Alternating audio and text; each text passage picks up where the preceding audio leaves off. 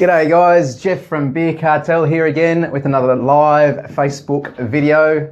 Straight to Facebook wherever you are, whether it be on a train on the way home, at work, at home, whatever it may be. I'll say hello and I hope you're having a good hump day. It's Wednesday, only a couple more days till the weekend. I thought I'd do a quick little video with regards to a care package that I received from Lion, who do own Little Creatures, but James Squire. So James Squire have just released their latest Hop Thief. Some of you may know the Hop Thief range because they have had it out for a little while. They keep releasing different variations of an American Pale Ale. They first released it a few years back. At the time, from memory, it was only a keg release, and I do recall hunting it down at a bar in the city here in Sydney. They have since released a few in bottles, and this is their latest one. It's the number 8, obviously preceded by number 6 and number 7. They change the profile of the beer each time, so they sometimes mix up the hops and the malt bill. And when I say malt bill, I mean the actual grains that are being used. So the Hop Thief 6, so I get this right, it used Simcoe and Columbus. So Simcoe is a hop variety that if you have had some of the beers from Hendo at Brewcult, he's quite a big fan of the Simcoe beers, the Simcoe hops. And Hop Thief 7 used Galaxy and Mosaic. If you have had Stone and Wood's Pacific Ale, that is a Galaxy hop bomb. So that is a really, really good representation of what the Galaxy hop is. And the Stone and Wood uses that, has used it for a number of years. And Galaxy is an Australian hop, so it goes quite well being used in an Australian beer. So let's open up the care package. This is actually addressed to Richard. Unfortunately, Richard is not doing this video, so it is now for me to open up and see what's inside.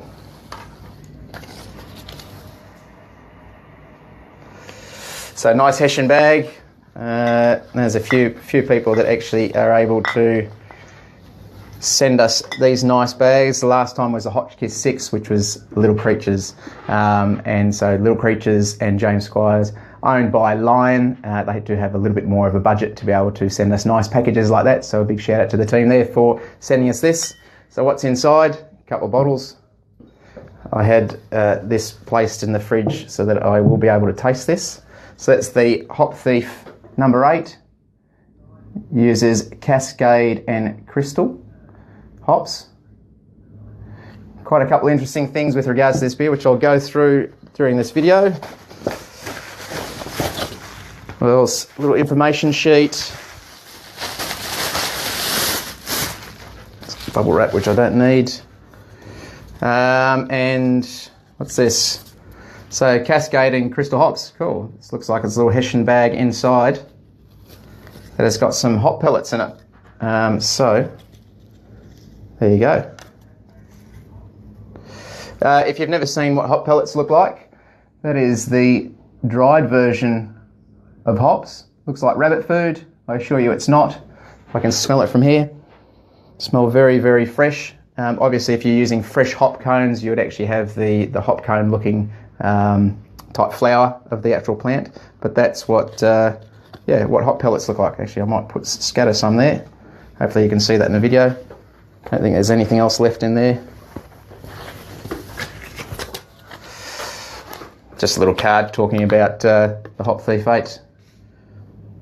So, Hop Thief 8, Cascade and Crystal hops. So this beer has changed a little bit, and as I mentioned, they do change their beers as they're making them and they're releasing them. This one, they got some feedback that the 6 and 7, people thought that the malt bill or the malt profile, again, when I'm talking about malt bill, I'm talking about the grain, was a bit too dark for the style of beer.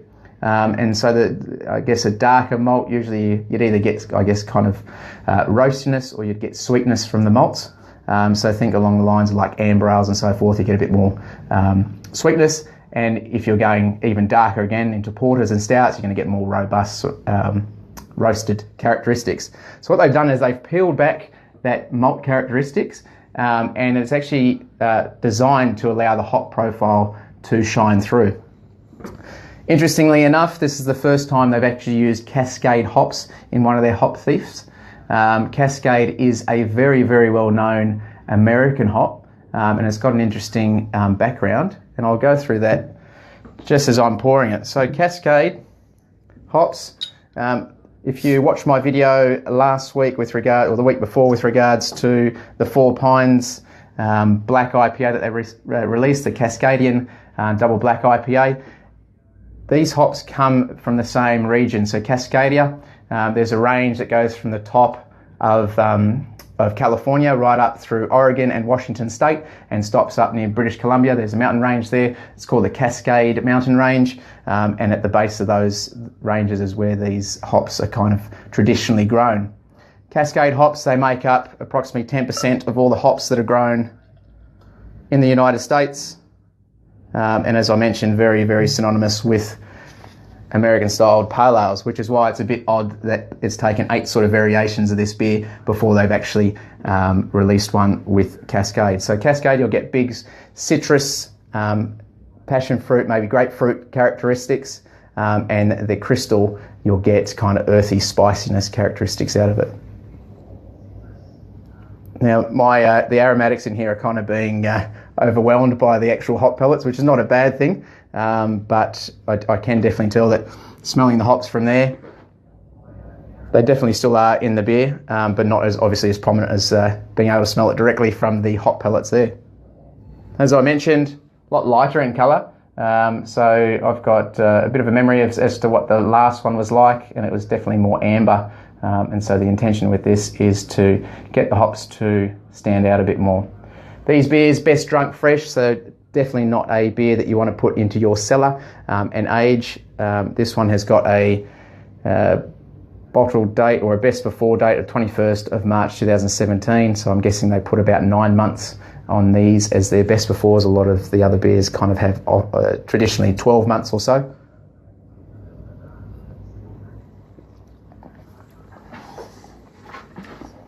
Definitely the malt bill or the malt character in that is quite subdued.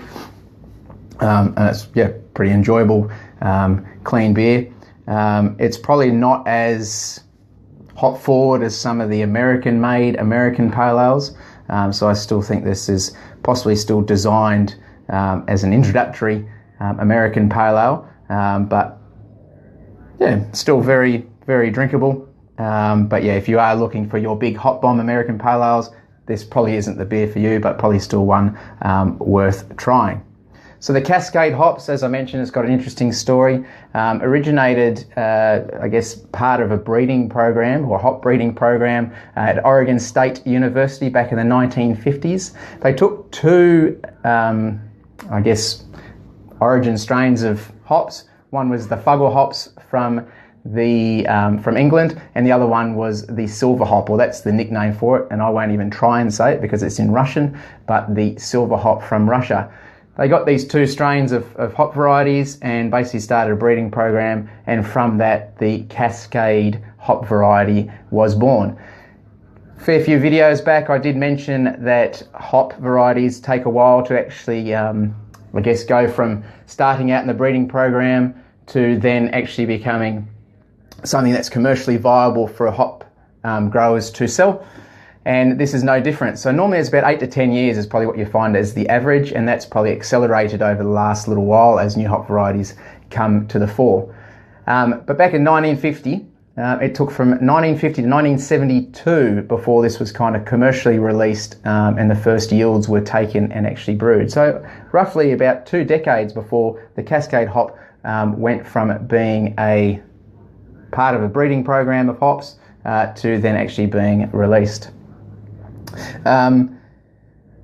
That's pretty much it with regards to this beer. I don't think there is much more to say. It will be available in the next coming weeks or so. I think their official release date is the start of August. It is now towards the end of July.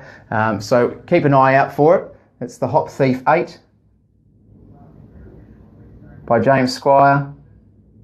And we will definitely be getting some of those. An American-styled pale ale with Cascade and Crystal hops. As always, thanks for tuning in. If you ever have any comments or questions, feel free to put them in the comment box below, and you can always hit the subscribe button so you'll be the first in the know when I do launch the next live broadcast. Thanks guys, hope you have a great week. Cheers.